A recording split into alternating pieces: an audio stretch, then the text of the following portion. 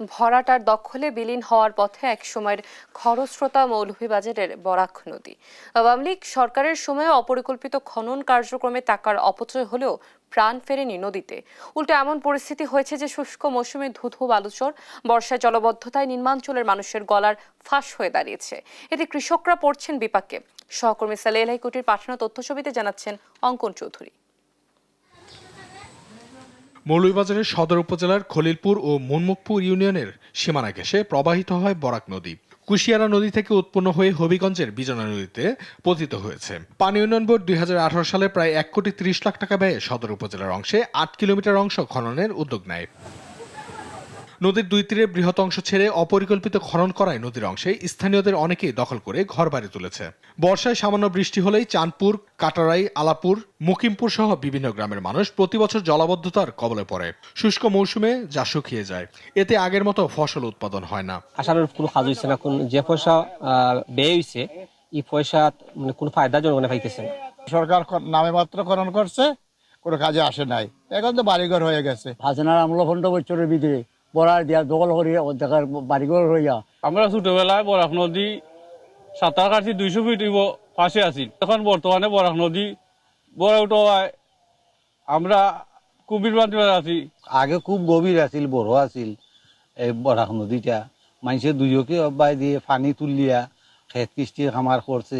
সাধারণ মানুষের দুর্ভোগ নিরসনে নদীটি সঠিকভাবে খনন করা হয়নি। ক্ষমতার দাপটে অনেকেই দখল করে নিয়েছে বলে জানান সাবেক ইউপি চেয়ারম্যান। যদি সুন্দর খনন হয় তো দুইও পাড়ার মানুষের কৃষির উৎপাদন হইব, কৃষির সুবিধা হইব, মাছ চাষ হইব, সব কিছু হইব, মাছও পাইব, মানুষের জনগণের উপকার হইব। দখলমুক্ত করে বরাক নদীর অংশ খনন করা হলে পানি স্বাভাবিক গতিতে প্রবাহিত হবে বলে জানান এই কর্মকর্তা। এই বিষয়টা পুরোটাকে অ্যাড্রেস করে এটাকে পুরোটাই আবার একদম পুরো উচ্চ থেকে পজিত পর্যন্ত পুরোটা খনন করা প্রয়োজন। রাজনৈতিক প্রভাবমুক্ত থেকে নদীর অস্তিত্ব সংকট নিরসনে প্রয়োজনীয় পদক্ষেপ গ্রহণের দাবি নদীপাড়ের মানুষের। নিউজ ডেস্ক, দেশ টিভি।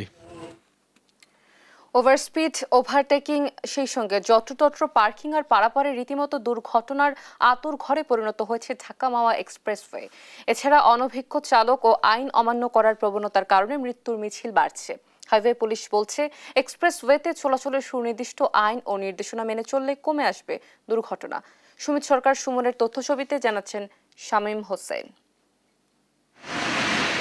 এক্সপ্রেসওয়েতে নিরবচ্ছিন্ন চলবে যানবাহন। সে সড়কে থাকবে না কোনো মোড়, ক্রস মুভমেন্ট ও অবৈধ গাড়ি পার্কিং। পথচারী পারাপার হবে ফুটওভার ব্রিজ দিয়ে। এক্সপ্রেসওয়ে ব্যবহারে এসব নির্দেশনা থাকলেও দেশের সর্বোচ্চ আধুনিক মহাসড়ক ঢাকা মাওয়া এক্সপ্রেসওয়েতে সেই আইন অনুসরণ না করায় প্রতিনিয়ত ঘটছে দুর্ঘটনা। মাইলেজ তো আছে 80, কিন্তু সবাই গাড়ি চালাচ্ছে 120, 130। দেখা যাচ্ছে কিছু কিছু গাড়ি কন্ডিশন ভালো না, তার 120-30 টানার মতো স্পেস নাই, কিন্তু সে টানতেছে। মানে রাস্তা পার হচ্ছে মানুষ, গাড়ি বের করার ক্ষমতা নেই। বেশিরভাগ করে রাত্রে করে যে গাড়িগুলো চলে, মানে বেপরোয়া গতিতে গাড়িগুলো চলে, ঠিক আছে। পরিসংখ্যান বলছে 2020 সালে চালুর পর থেকে 2025 সালের মে মাসের 9 তারিখ পর্যন্ত ঢাকা মাওয়া এক্সপ্রেসওয়েতে 1053টি দুর্ঘটনায় প্রাণ গেছে 166 জনের, যার অন্যতম কিছু কারণ যানবাহনের অতিরিক্ত গতি, ওভারটেক করার প্রবণতা এবং বিকল যানবাহন মহাসড়কের পাশে রেখে সংস্কারের সময় অপর যানবাহনের ধাক্কা। মোটরসাইকেলে বেপরোয়া গতি আর বাসের হেল্পারদের স্টপেজ ছাড়া বিভিন্ন জায়গায় যাত্রী নামানো, এইসব কারণে রাস্তায় দুর্ঘটনার সংখ্যা বেশি। অতিরিক্ত গতির কারণেই এই দুর্ঘটনাগুলো বেশি ঘটে। গেল বৃহস্পতিবার ওই মহাসড়কে চাকা বিকল হয়ে থেমে থাকা অ্যাম্বুলেন্সে যাত্রীবাহী বাসের ধাক্কায় প্রাণ যায় একই পরিবারের 4 জন সহ 5 জনের। এসব দুর্ঘটনা নিয়ন্ত্রণে সচেতনতার পাশাপাশি দক্ষ চালক দিয়ে যানবাহন পরিচালনার তাগিদ ফায়ার সার্ভিসের। চালকদের ঠিকঠাক মতো প্রশিক্ষণ থাকে না, এছাড়া যত্রতত্র গাড়ি থামানো হয়, দ্রুত গতি প্রতিযোগিতার মনোভাব নিয়ে তারা গাড়ি চালায়। এই কারণেই ঢাকা মাওয়া এক্সপ্রেসওয়েতে প্রতিনিয়ত এত দুর্ঘটনা ঘটছে। ঢাকা মাওয়া এক্সপ্রেসওয়েতে দুর্ঘটনা নিয়ন্ত্রণে সচেতনতা বৃদ্ধির পাশাপাশি আইন প্রয়োগে কঠোর হওয়ার কথা জানিয়েছে হাইওয়ে পুলিশ। প্রতিনিয়ত কিন্তু আমরা ওভার স্পিডের বিরুদ্ধে বা বেপরোয়া গাড়ির বিরুদ্ধে এবং ফিটনেস, ড্রাইভিং লাইসেন্স এই গাড়ির বিরুদ্ধে সড়ক পরিবহনে যে ধারাগুলো রয়েছে আমরা সবগুলো কিন্তু প্রয়োগ করে যাচ্ছি। আমরা আমাদের কার্যক্রম অব্যাহত আছে। চালকদের সচেতনতা বৃদ্ধির পাশাপাশি কঠোর আইন প্রয়োগের মাধ্যমে এই মহাসড়কটিতে দুর্ঘটনা কমে আসবে, এমনটাই প্রত্যাশা সকলের। নিউজ ডেস্ক, দেশ টিভি। রোগীদের সঠিক চিকিৎসা সেবা নিশ্চিতের জন্য চাঁদপুর জেনারেল হাসপাতালে চালু করা হয় কার্ডিওলজি বিভাগ। তবে আলাদা বিভাগ থাকলেও কার্ডিয়াক মনিটর সহ নানা সংকটে চলছে কার্ডিওলজি বিভাগ। 16 শয্যার বিপরীতে 12টি কার্ডিয়াক মনিটর থাকলেও সবগুলো মনিটর এখন অচল। এতে ব্যাহত হচ্ছে চিকিৎসা সেবা। শরীফ আহমেদের তথ্য ছবিতে জানাচ্ছেন আব্দুল্লাহ আল মারুফ। হৃদরোগ সহ হৃৎপিণ্ডজনিত বিভিন্ন সমস্যায় রোগীদের চিকিৎসা দিতে 2012-13 অর্থ বছরে চাঁদপুর জেনারেল হাসপাতালে চালু হয় কার্ডিওলজি বিভাগ। এ বিভাগের রোগীদের 24 ঘন্টা মনিটরিংয়ের প্রয়োজন হয়। তাই 16 বেডের বিপরীতে 12টি কার্ডিয়াক মনিটর স্থাপন করা হয়, যেই মনিটরের মাধ্যমে রোগীর প্রতিনিয়ত ECG, heart rate, blood pressure ও শরীরের তাপমাত্রা প্রদর্শন ও নিয়ন্ত্রণ করা হয়। তবে বর্তমানে হাসপাতালে সবগুলো কার্ডিয়াক মনিটর অব্যবহারযোগ্য হয়ে পড়েছে। বাধ্য হয়ে ইমার্জেন্সি কেয়ার ইউনিট থেকে 2টি মনিটর নিয়ে নামমাত্র সেবা দেওয়া হচ্ছে রোগীদের। এছাড়াও পর্যাপ্ত ইসিজি মেশিন ও ওষুধ সংকট রয়েছে বলে জানায় চিকিৎসকরা। যে পরিমাণ রোগী আমাদের আসে সেই রোগী হিসেবে আমাদের কিন্তু এখানে লোকবল সংকট প্রথম যেটা, সেটা আরেকপর হলো সার্বক্ষণিক ইসিজি করার জন্য যে কয়টা মেশিন দরকার সেটাও আমাদের পর্যাপ্ত পরিমাণে নাই। তারপরে যে মনিটরগুলি, সেই মনিটরগুলির বেশিরভাগ মনিটরগুলি এখন ঠিকমতো কাজ করে না।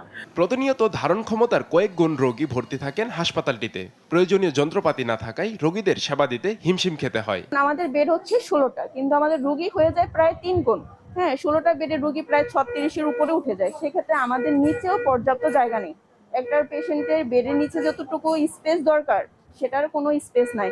কিন্তু এখন আমরা তো রোগী ফেলে দিতে পারবো না, বা রোগীর প্রাথমিক চিকিৎসা তাকে দিতে হবে। সেজন্য আমাদেরকে কোনো রকমে একই সিটে 2-3 জন পেশেন্ট বসে কাজ করতে হয়। ব্যারাকেল দিতে পারতেছি না, এসটিকে দিতে পারতেছি না।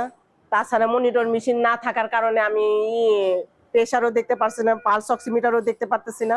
হাসপাতালে কার্ডিওলজি বিভাগের শয্যা সংখ্যা বাড়ানো সহ প্রয়োজনীয় যন্ত্রপাতি দ্রুত স্থাপনের দাবি রোগী ও স্বজনদের। একটা রোগীর হার্টবিট উঠানামা করে আমরা বুঝতে পারি মেশিনের মাধ্যমে। এখন মেশিনটা যদি নষ্ট থাকে আমরা তো বুঝতে পারি না রোগীটা কখন কি অবস্থায় আছে। আমরা তো রোগী, আমরা তো ডাক্তারের কাছে আসি সেবার জন্য। সেবা যদি আমাদের পর্যাপ্ত পরিমাণ না হয় আমরা কোথায় যাবো? গেল বছর হাসপাতালের বিভিন্ন যন্ত্রপাতির চাহিদা স্বাস্থ্য মন্ত্রণালয়ে পাঠানো হলেও এখনো পাওয়া যায়নি বলে জানায় হাসপাতাল কর্তৃপক্ষ। স্বাস্থ্য দপ্তরের হাসপাতাল শাখায় চাহিদাপত্র দিয়েছি যাতে নতুন কার্ডিয়াক মনিটর বরাদ্দ দেওয়া হয়।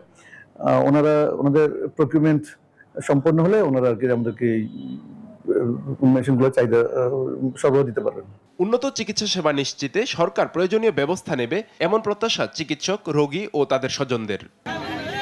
নিউজ ডেস্ক, দেশ টিভি। অন্তঃসত্ত্বা স্ত্রীকে মাদারীপুর থেকে ঢাকায় নেয়ার পথে সড়ক দুর্ঘটনায় প্রাণ হারায় স্বামী বিল্লাল সহ পরিবারের আরও 3 সদস্য। ভাগ্যগুণে বেঁচে যায় স্ত্রী। সেদিনই হাসপাতালে কোলঝুরে জন্ম নেয় ফুটফুটে পুত্র সন্তান। শিবশঙ্কর রবিদাসের রিপোর্ট, জানাচ্ছেন নুসরাত শোভা। মাদারীপুর সদর উপজেলার দুধখালী গ্রামের বিল্লাল ফকির অন্তঃসত্ত্বা স্ত্রীকে নিয়ে গেল বৃহস্পতিবার ঢাকায় হাসপাতালের উদ্দেশ্যে যাচ্ছিলেন। সঙ্গে ছিল মা, বাবা আর বোন। ঢাকা ভাঙা এক্সপ্রেসওয়ের মুন্সিগঞ্জের সিরাজদি খানের নিমতলা এলাকায় আসলে তাদের অ্যাম্বুলেন্সটির চাকা পাংচার হয়ে যায়। এতে মহাসড়কের পাশে থামিয়ে অ্যাম্বুলেন্সের চাকা মেরামত করছিল ড্রাইভার। এ সময় গোল্ডেন লাইন পরিবহনের একটি যাত্রীবাহী বাস পেছন থেকে অ্যাম্বুলেন্সটিতে ধাক্কা দেয়। ঘটনাস্থলেই মারা যায় বিল্লালের মা। গুরুতর আহত অবস্থায় অ্যাম্বুলেন্স ড্রাইভার সহ বাকিদের হাসপাতালে নিয়ে যায় ফায়ার সার্ভিসের সদস্যরা। বিল্লালের স্ত্রী ছাড়া সবাইকে মৃত ঘোষণা করেন চিকিৎসক। সেদিনই বিল্লালের স্ত্রীর কোল জুড়ে আসে ফুটফুটে পুত্র সন্তান। কিন্তু বিল্লালের আর আদর করার সুযোগ হলো না নিজের ছেলেকে। নবজাতকও কোনোদিন পাবে না বাবা, দাদা, দাদির আদর।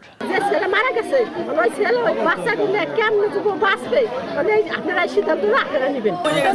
সব মারা গেছে, কিভাবে বাঁচবে? সংসারে লোক ছিল, আজকে বিদায় হয়ে চলে গেল। এমন একটা লোক ছিল, এই 7 নম্বরে আমি এই ওয়ার্ডের মেম্বার থাকাকালে আমি দেখি নাই কোনোদিন হাতের কোনো কাজে কোনো মানুষের কষ্ট হয়েছে। এই দুর্ঘটনায় শোক বইছে পরিবারে। আর কোনো পরিবারকে যেন এরকম কঠোর পরিস্থিতির মধ্য দিয়ে না যেতে হয়, সেজন্য সরকারকে যথাযথ পদক্ষেপ নিতে হবে বলছেন নিহতের স্বজনরা। নিউজ ডেস্ক, দেশ টিভি।